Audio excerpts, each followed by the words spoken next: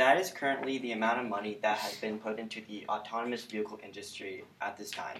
And after even 4 to 5 years of it being in the mainstream media and all that, there hasn't been much leeway in this industry at the moment.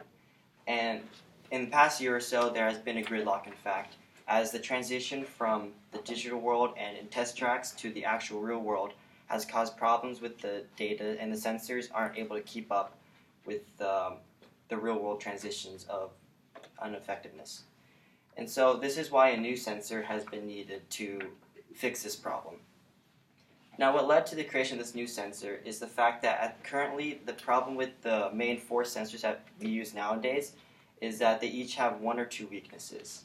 This weakness is that, one, they either can't distinguish between objects, so between a cone and a child walking across the street, or they just don't have an effective range, which is why some instances such as radar is very good at distinguishing between objects and where it's going, but it has a very small range of motion.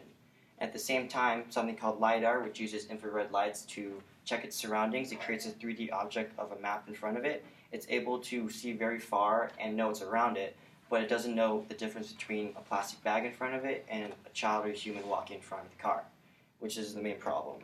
And this has led to the creation and the need for a new sensor called a thermal camera. And while this camera isn't that good in its own right, it's able to cover the weaknesses of the other sensors, which is the main problem at the moment.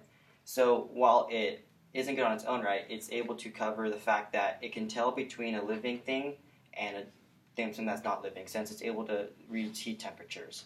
While at the same time, it also has far distance readings. So the main effect of this is that it'd be able to cover the weaknesses of having long range effect and being able to distinguish between two objects, whether it's alive or not.